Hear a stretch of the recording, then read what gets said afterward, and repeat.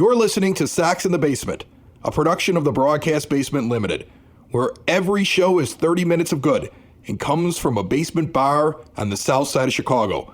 Pull up a stool, pour a cold one, and join us right now for Sox in the Basement.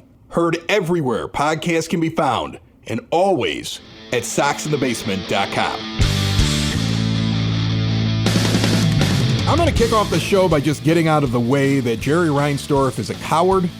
I don't care if he's a billionaire or not. After a season like that, he should have been in front of microphones instead of releasing just an expanded version of his original statement about how sad and disappointed and upset he is that the team didn't do very well this year.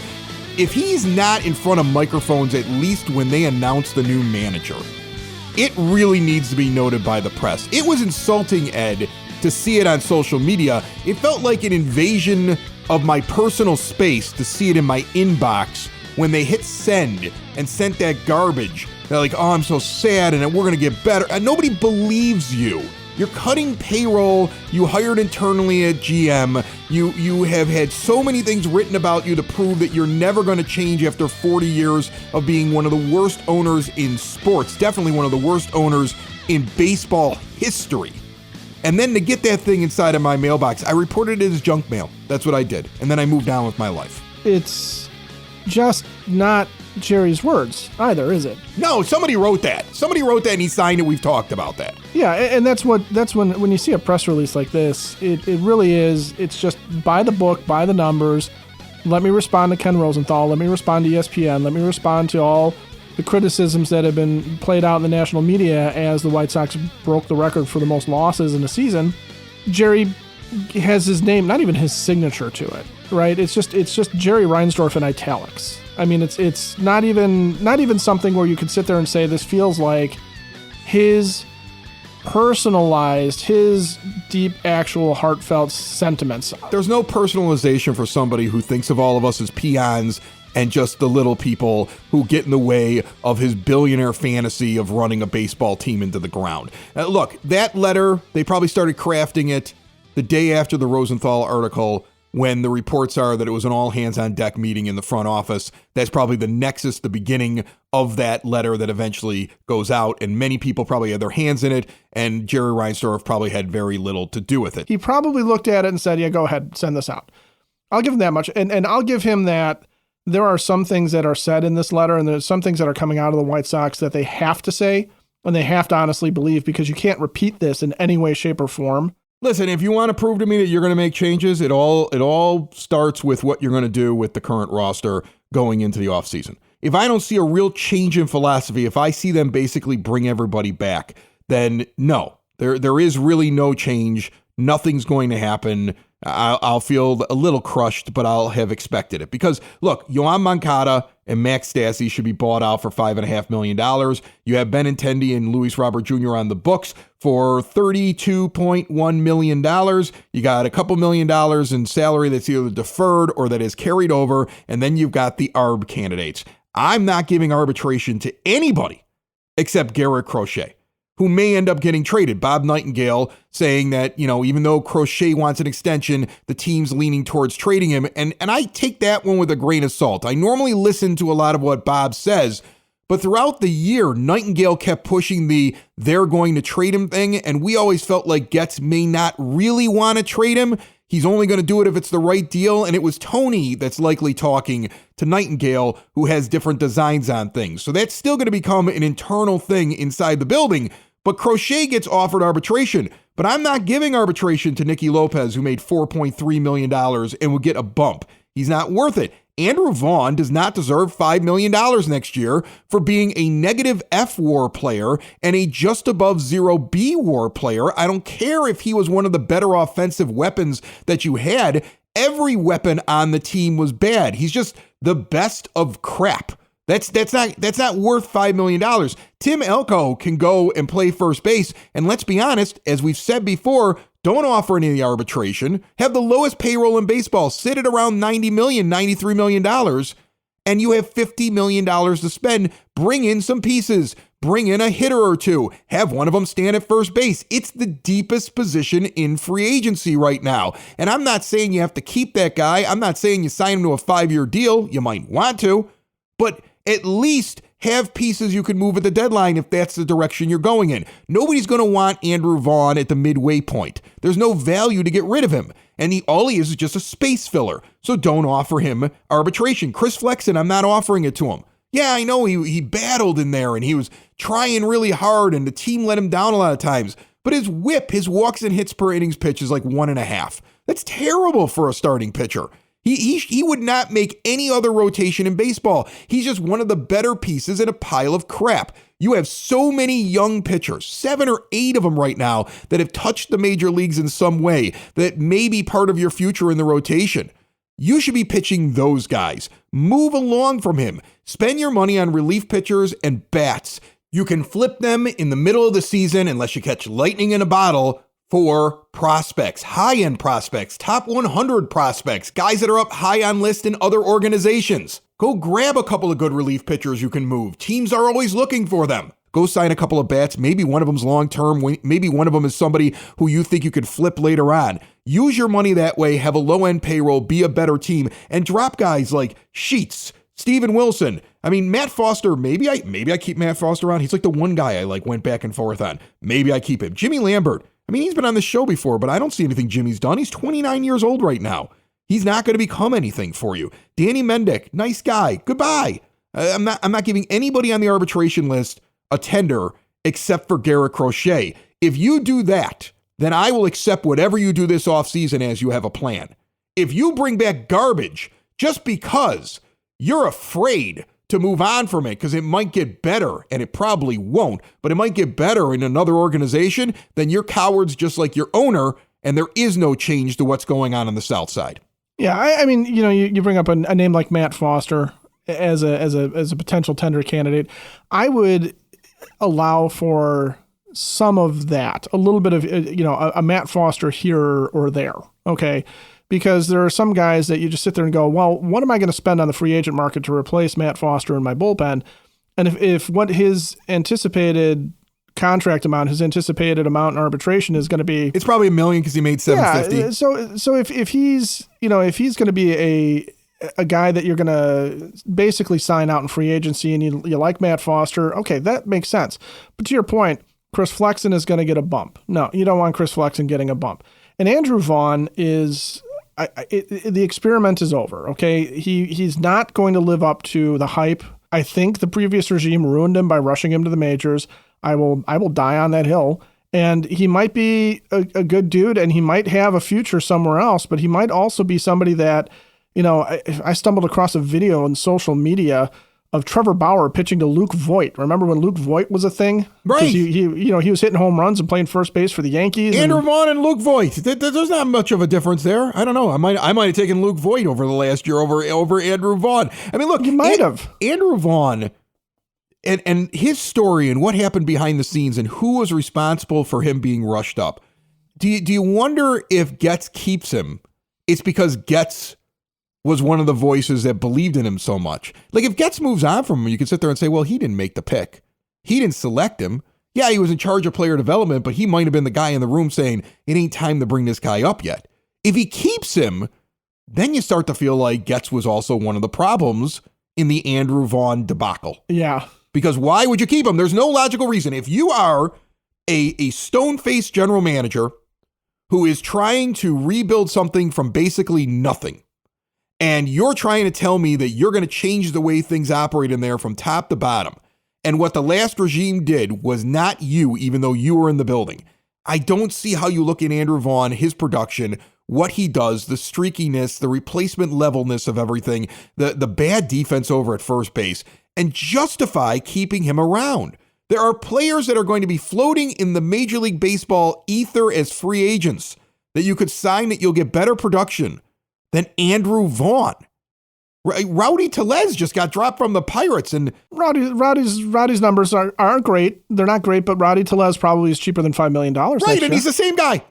And he's a left-handed bat. Right. So I mean, that's the thing. Here's the thing. There's nothing special about this kid. It's the thing that, like, I think I noticed a lot of fans. James Fox of Future Sox was one of the other guys. I've done it on social media. It said you can't tender this kid. I've seen James Fox do it. I've seen some other people covering a team do it. People attack and they get angry about it, but their argument always seems to be, and this is the prevalent argument amongst White Sox fans for keeping Andrew Vaughn next year, is who else is going to play there? Well, that's a bad argument. It's a terrible argument.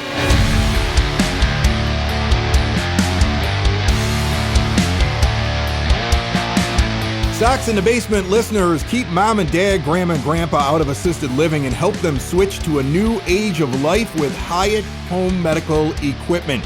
Make it so they can get around on their own. Live independently. It's all about living independently with stair lifts, ramps, grab bars, lift chairs, and even bathroom remodeling. Somebody coming out of a surgery also, you could use Hyatt Home Medical Equipment. They work with your insurance and have 0% financing for qualified individuals. If you use a CPAP machine and sound like Darth Vader while you go to bed every night, there are better options out there. Switch to a new vendor. Get a new machine. Get all of your supplies directly mailed to you and test out the latest and greatest in CPAP machines in their showroom. They also have the latest in continuous glucose monitors. See all that Hyatt Home Medical Equipment has to offer at hhme.com. I want to get into the postseason. I want to talk about joyous baseball. I still love baseball, but I get the feeling that Ed has more he wants to talk about as to why that is a dumb argument. Oh, I can't get rid of Andrew Vaughn because who else is going to play over at first base? I mean, look, Miguel Vargas hasn't exactly lit it up as a third baseman, all right? And you got to figure out where defensively Brian Ramos fits if you're going to give him a chance to play every day. But I would rather see what those two guys can do than have another year of Vaughn. Put Vargas at first and put Ramos at third. And that's exactly the point. And we've talked about Lenyn Sosa having, a little bit of a Doctor Strange glove aspect to him. And, there's a lot of guys that can stand at first base and DH, okay, and be part of the team and be part of the lineup. Those are the two easiest positions in the world to fill. You just have to have a guy who can hit and not screw up in the case of the first baseman. With Andrew Vaughn, I think the real question is, if he's got value, why not trade him? And if he doesn't really have $5 million worth of value, then non-tender him. And if he's still sitting out there in the free agent market and you want him back, you can always bring him back. You can always re-sign him. That's the point that everybody seems to forget. You could non-tender Andrew Vaughn, and he goes into a pile of all these other first basemen that are out there. All these other guys that are just going to be floating there with a price tag of around the same thing, that do the same thing, that are all replacement level. And you could say, we're not tendering you. We're going to stay open to the idea of possibly bringing you back, and then go see what you can go and do.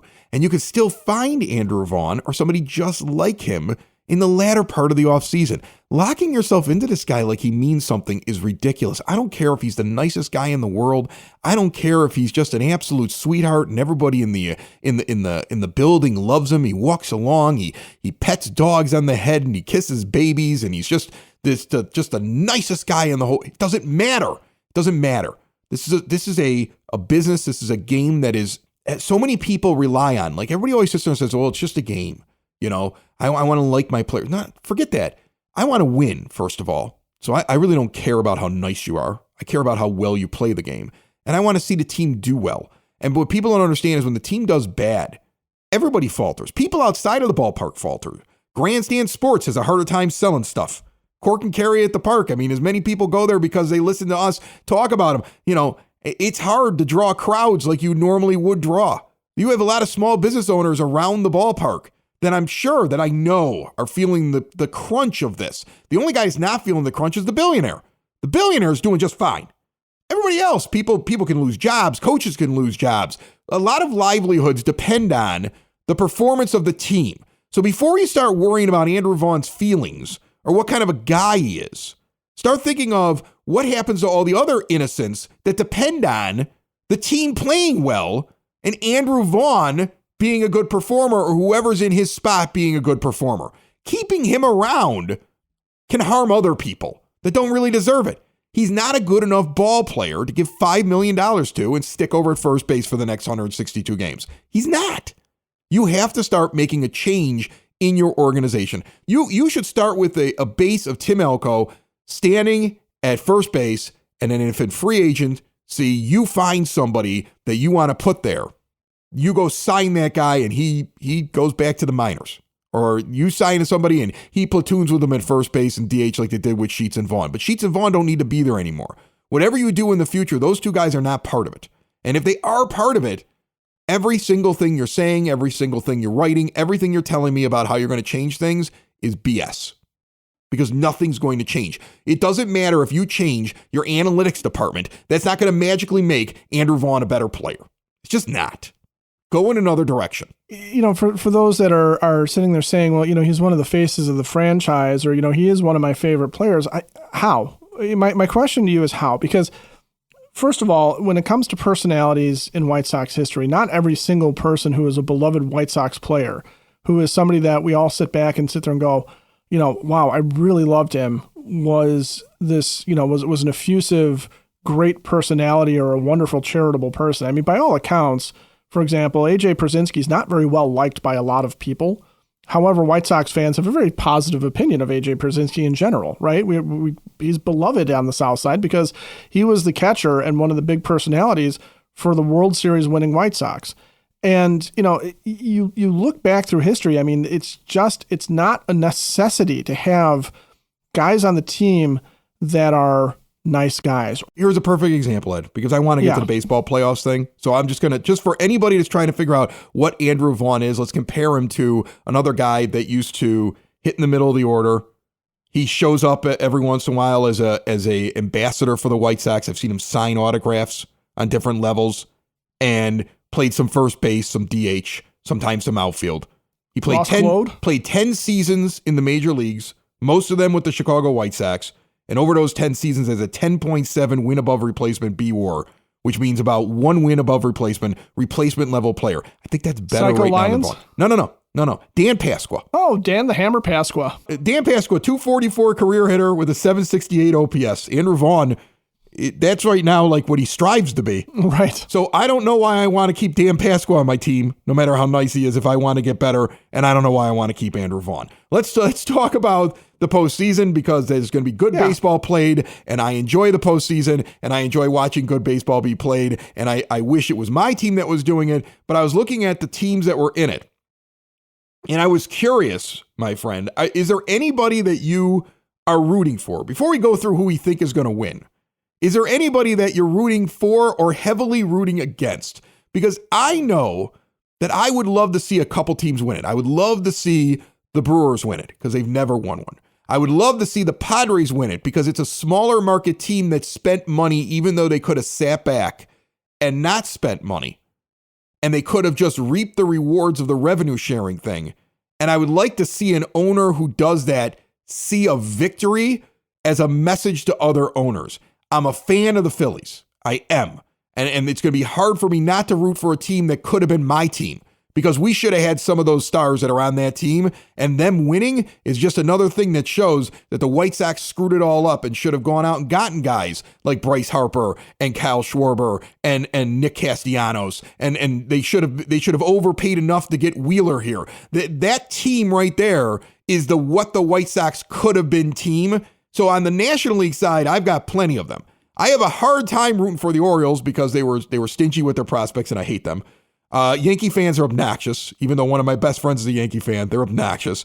I think Kansas City Royal fans are the worst fans in the world. I'm sick of the Houston Astros. I want them eliminated immediately. It's very hard for me to root for the Tigers or the Guardians as division rivals. If anything comes out of that side, I might say Guardians because they have the longest drought, right? But it would be begrudging. I become a National League fan for this entire thing.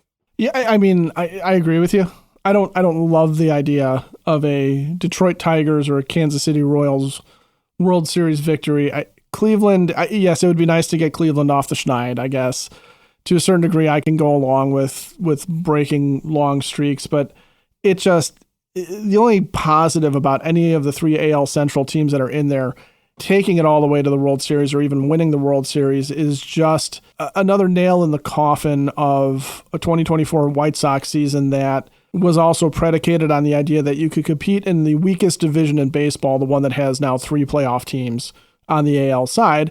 And so therefore it's not the weakest division in Major League Baseball. And so, just that hubris alone too, being put forth is there's some some satisfaction to that, not much. If the American League Central wins it, you're right. It kind of shows something. On the other hand, like a team like Detroit wins, and you're going to convince Jerry you don't need to have a $100 million payroll.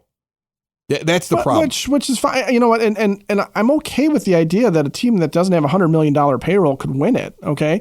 And I'm not against the idea that the White Sox could be one of those teams, but they're not. Okay. The organization's just not built for that. And in no way, shape, or form is it built for that. Now, Detroit is a team that spends wildly and stupidly sometimes too. Javi Baez is still there.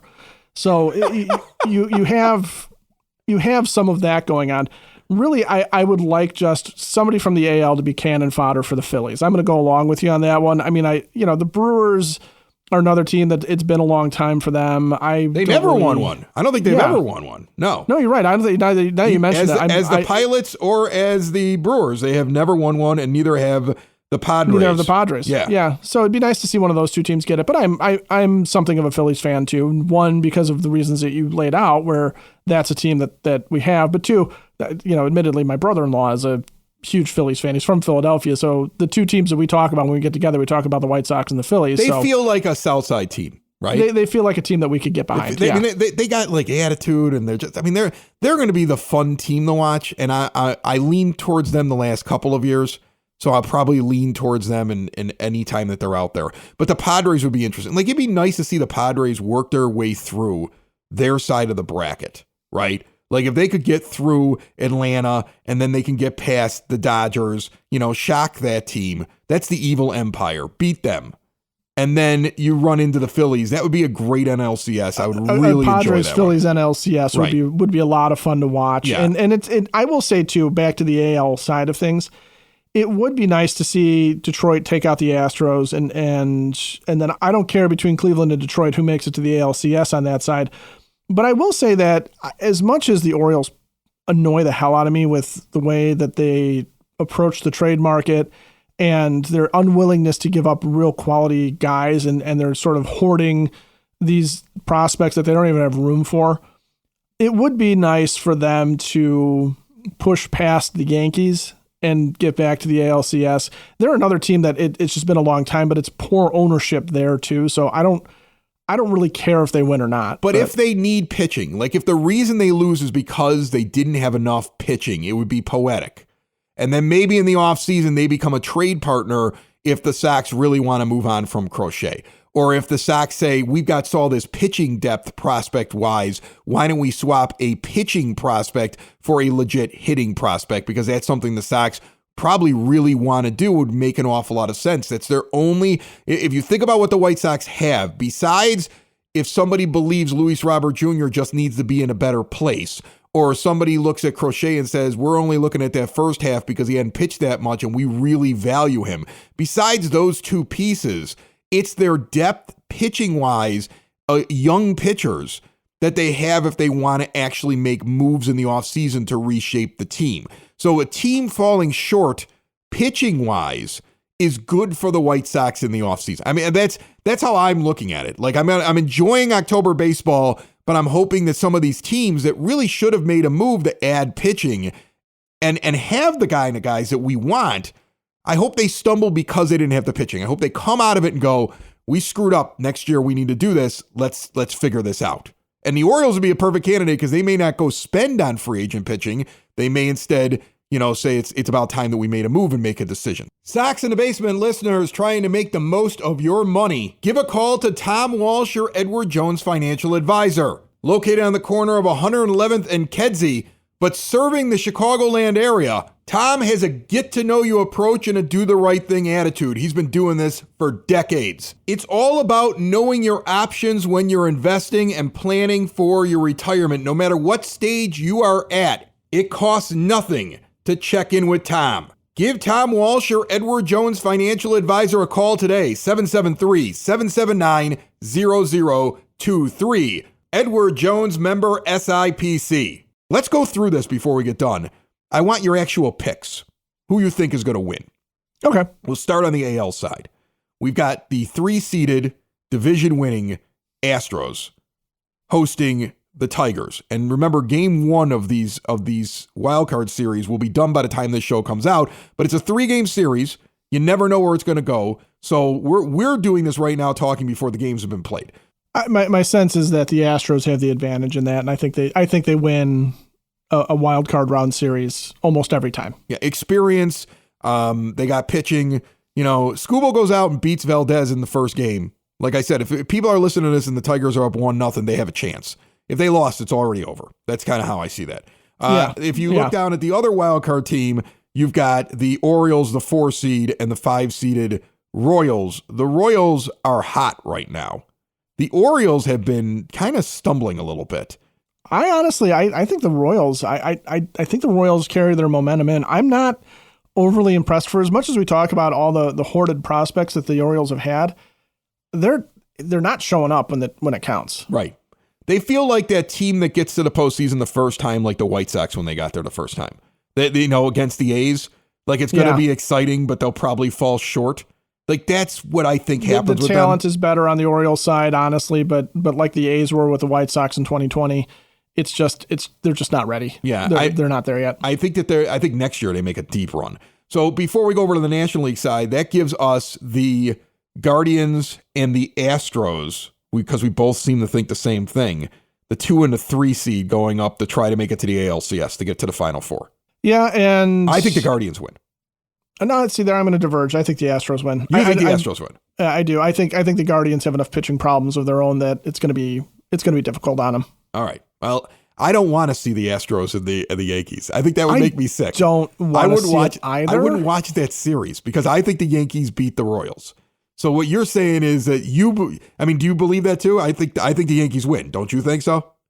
I think that's a foregone conclusion. I think the Royals will come down with mystery ailments for that series. This would be gross and awful. No, it would be disgusting. Oh gosh, this would be all about like the Astros are a bunch of cheaters, and then it'd be everybody go, well, the Yankees did this, and it would just be I know it's great for television, and that's what would bother me about it. Like if I start seeing questionable calls, I'm gonna really feel like Major League Baseball wants that matchup. That's the matchup they want. The worst part is there's no natural disasters that could cut that series short either.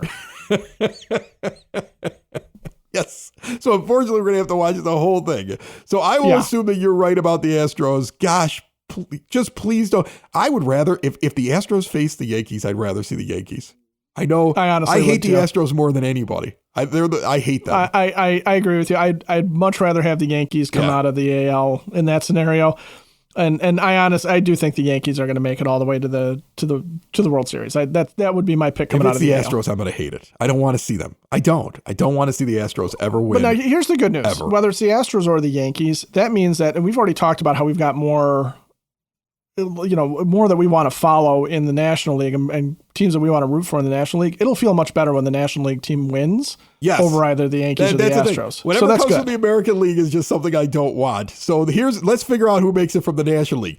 The Mets, I mean, that explosion in that tiebreaker game against Atlanta, that made me believe they may have something there.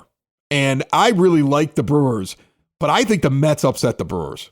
I do too. I'm not impressed by the Brewers. I think they have a good team, but I honestly think they also came out of a really bad division because there's not a whole lot going on in the NL Central. So that's, I think, by attrition because the other teams in that division were so bad. I just was never really thinking that the Brewers were going to be much of anything. So I think they're cannon fodder for a Mets team that, kind of like the Royals coming in, is just hot right now. All right, and I think the Padres beat the Braves, even if the Braves win Game 1, which they could do, because I keep thinking about this, okay, they just played, then they got to go turn around and play, and I still think that the Braves just, one of those, remember when the Angels came in after they had just finished that series in 2005, and it was like, they've had 3 hours of sleep, and they had to cross the country, and they beat us 1-0. Like, I wouldn't be shocked if the Braves win Game 1, but I think the Padres win the series. I will actually. I'm going to take the Braves in that one. Really? Yeah. I as much as I do like the Padres and I think they're a good team, the Braves are becoming one of those teams that hangs around way more than they should in the playoffs. All right. So now we've got the Phillies. However, I think Aaron Bummer will have two clutch moments. One clutch for the Braves and one very, very clutch for the Padres. There's definitely going to be a bummer moment. All right, yes, there will be a bummer moment. Phillies Mets is going to be a fun series for the East Coast. I think that'll be a great series. I think the Phillies win that one. Yeah, I'm taking the Phillies in that one too, Okay. but I agree. That's going to be one of those series that the whole country should just watch because it's going to be a riot. Okay. And then Maybe even literally. you and I have different people, different teams facing the Dodgers. I have expressed that I would love San Diego to make it all the way, but I think the Dodgers win. And I don't think the Dodgers have a problem with the Braves either. I think the Braves, like I said, the Braves are going to hang around longer than they should, meaning they're going to beat the Padres when they shouldn't. But they'll make it interesting maybe against the Dodgers every game, but it's going to be one of those things where they're very, very interesting for 7 out of the 9 innings, and the other 2 are a complete disaster for them. All right, so on the American League side, we had a 1 versus a 3 in the ALCS. On this one, we got the 1 versus the 2. So we've played it very safe, even though we've had some upsets up to this point.